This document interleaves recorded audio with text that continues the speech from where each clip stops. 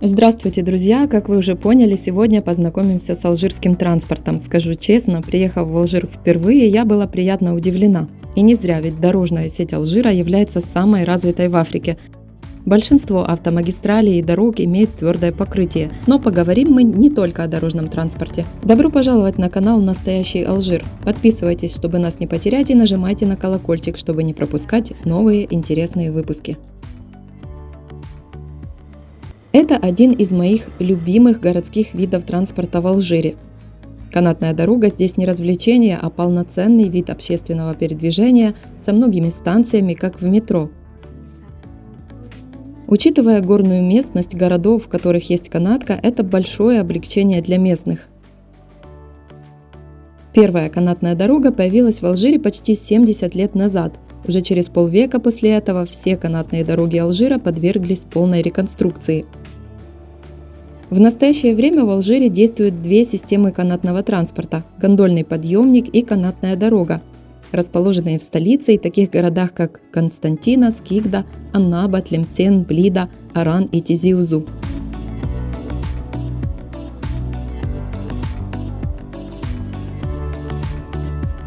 Канатка в Алжире – это не только удобный способ избежать городских пробок, но и отличная возможность ездить по делам с удовольствием.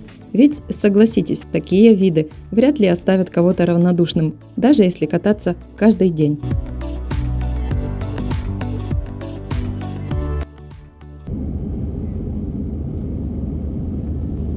Это самый быстрый способ передвижения по Большому Алжиру. Добираться на машине, например, до Сахары придется несколько дней с остановками на ночлег. Самолет же доставит вас за несколько часов. В целом в Алжире есть более 30 аэропортов, главный находится в столице, но она связана с другими провинциальными городами, такими как Константина, Аннаба, Тлемсен, Аран, Сетиф, Батна, Гардая или Таман-Рассет.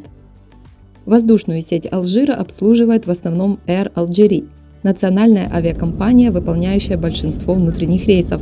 Дополняет это предложение также авиакомпания Tassili Airlines. Я проверяла рейсы из Алжира в Таман-Рассет на одну и ту же дату, только в одном направлении. Время в пути 4,5 часа. Что могу сказать? Air Algérie дороже. Я смотрела предложения за неделю до поездки, но если планировать заранее и туда-обратно, то получается дешевле. На сайте указаны предложения, можете посмотреть. В отличие от мужа, я не пользовалась алжирскими авиалиниями, но муж говорит, что если сравнивать с иностранными перевозчиками, то кратко можно сказать так. Высокие цены, хорошее питание, известны задержками.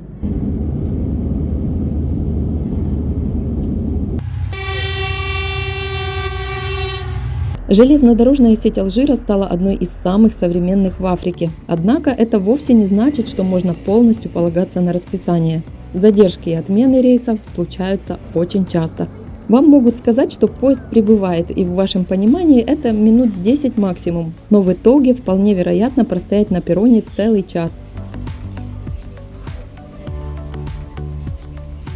Из позитивного лет 15 назад Алжир закупил новые поезда. Их качество, как видите, вполне хорошее, чего не скажешь про колеи. Они старые, а сама же дорога, как говорят алжирцы, в очень плохом состоянии.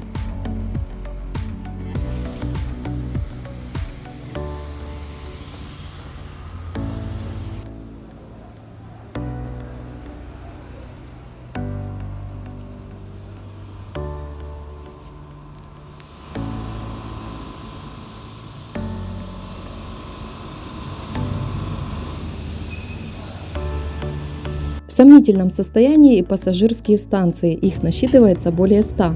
Некоторые, конечно, хорошенько отремонтированы, чистые, но некоторые, как эта, мало похожи на станцию. И они так выглядят не только снаружи.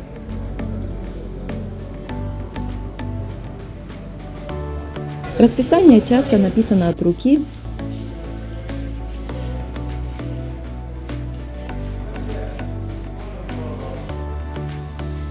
Хорошо, хоть билет напечатан.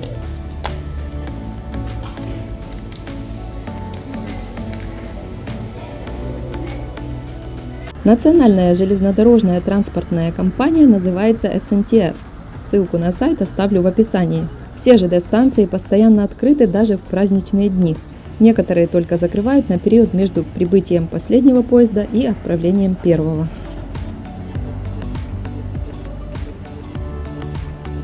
Вообще создать в Алжире железнодорожную сеть решили французы во времена оккупации. Указ появился в 1857 году. В этом же году и приступили к работе. Железная дорога была призвана охватить весь север страны. Сегодня география железной дороги не уходит далеко на юг. Если смотреть на карту, она таки охватывает север Алжира. Но власти говорят о новых проектах и расширениях, и красным пометили на карте проекты, которые на этапе реализации. Один из наибольших проектов – проект железной дороги через всю Сахару – Транс-Сахарская ЖД.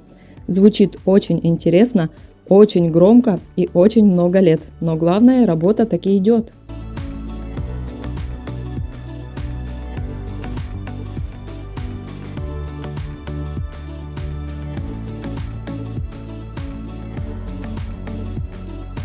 Приехав в Алжир впервые, это было в 2018 году, меня приятно удивили пригородные электрички. В то время как в Украине я всячески избегала поездок на электричках советских времен, алжирскими я пользовалась с удовольствием. Современные, чистые, с кондиционерами.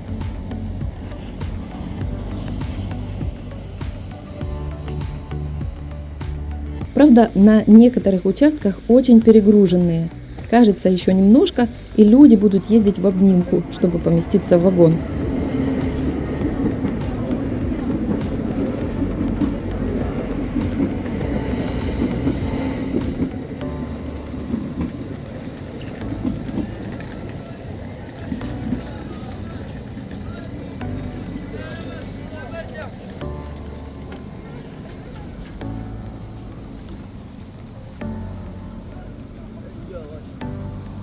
Так вот, если бы не это, и если бы не задержки и отмены, и если бы увеличили частоту рейсов, вообще не было бы претензий. Ну, вы понимаете.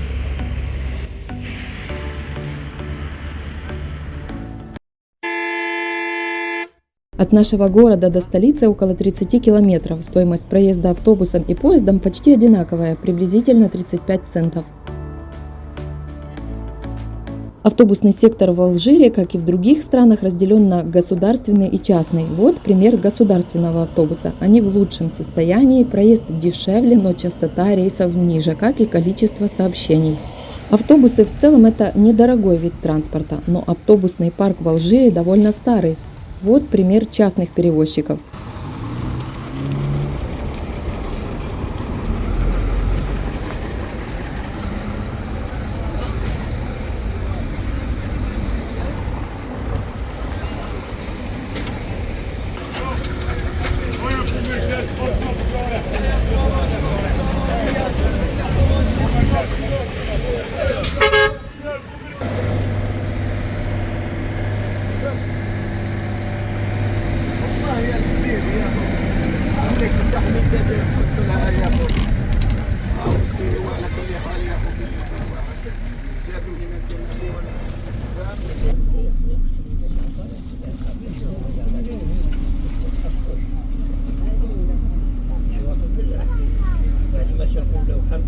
Автобусы в основном медленные, переполненные и редко ходящие по расписанию. Во многих автобусах кондиционеры отсутствуют.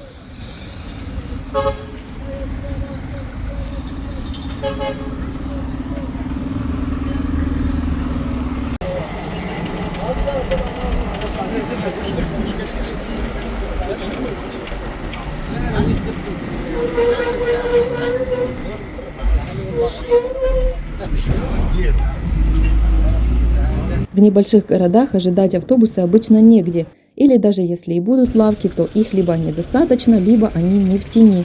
Почему такая ситуация с остановками, для меня загадка. Но эта загадка точно на руку водителям автобусам, ведь чем быстрее наполнится автобус, тем быстрее поедет. Да, друзья, между небольшими поселками отправление и вправду происходит по мере наполнения.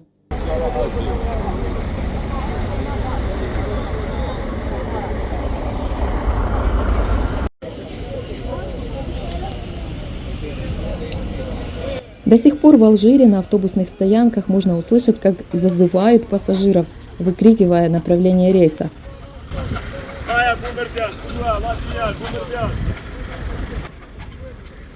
Хотя большинство людей знают, какой автобус куда едет, да и на автобусах написано. Любят алжирцы пошуметь, это, наверное, в крови.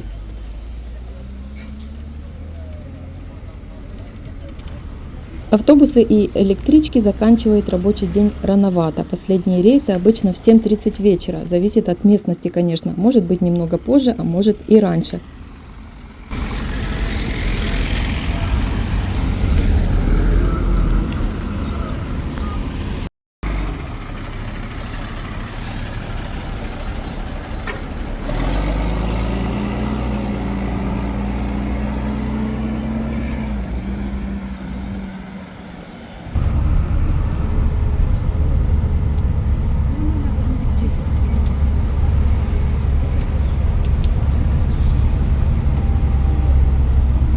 Из-за жары и отсутствия кондиционеров у многих автобусов во время езды двери открыты. Смотря на некоторые автобусы, кажется, что по пути можно запрыгнуть. Это не так, конечно, но воображение работает.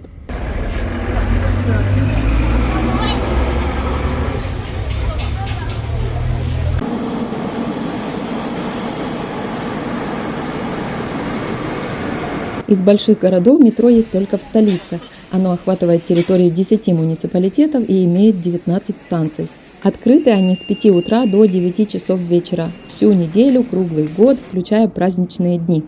В аэропорт на метро пока не добраться, туда линии нету, но власти обещают, что будет уже через 2 года, в 2027. В продаже есть также суточный билет, билет на 5 дней, а также разные абонементы. Стоимость и виды можно посмотреть на сайте. Ссылку оставлю в описании видео и в первом комментарии под видео. Перевозка животных в метро строго запрещена. На станциях чисто и есть охрана.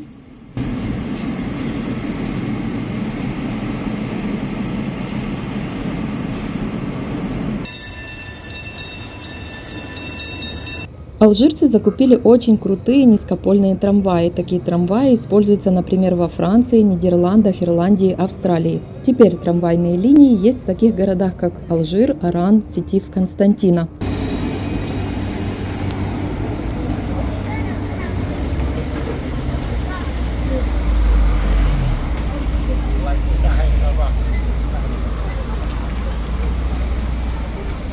В течение дня ожидание между поездами должно составлять от 3 до 10 минут. Трамваи красивые и чистые, а стоимость поездки около 20 центов. Билет можно купить как в трамвае, так и покупая проездной на метро плюс трамвай.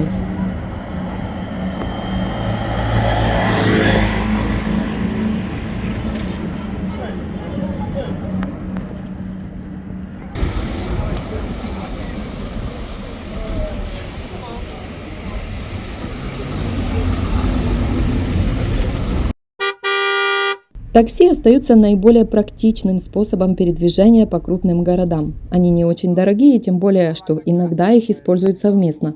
Например, в столице вполне нормально подсесть в такси или подобрать кого-то по пути. Конечно, при согласии пассажира. Стоимость поездки будет разделена. Передвижение на такси для европейцев вообще очень дешево. Как я говорила, от нашего города до столицы около 30 километров. Стоимость поездки получается приблизительно 4 евро. Это почти в 10 раз дороже поезда и автобуса.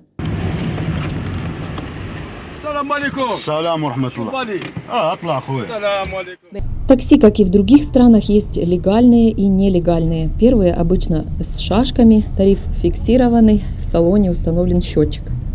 Вторые обычно без опознавательных знаков, нужно подходить и спрашивать, а также можно обсуждать стоимость.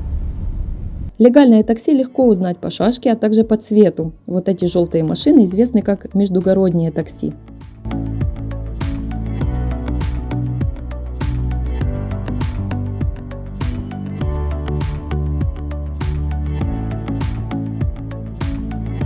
Есть также женское такси.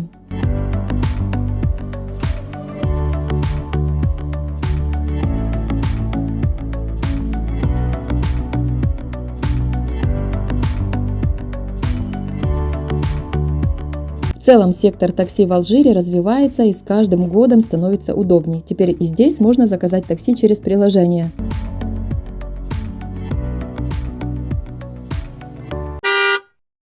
Несмотря на хваленный общественный транспорт, собственный автомобиль в Алжире остается необходимостью, особенно для семейных людей. Топливо здесь дешевое.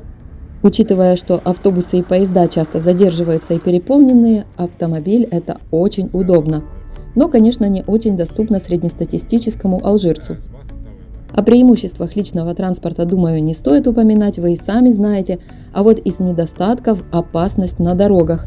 В Алжире пугающая статистика смертности в ДТП. И это неудивительно, ведь правила дорожного движения здесь соблюдают с трудом и водители, и пешеходы. Насчет одного из преимуществ скажу: если вы хотите жить в Алжире интересно или хотите увидеть Алжир, без машины не обойтись. Большинство интересных мест находятся за пределами населенных пунктов, и туда рейсовых автобусов нету.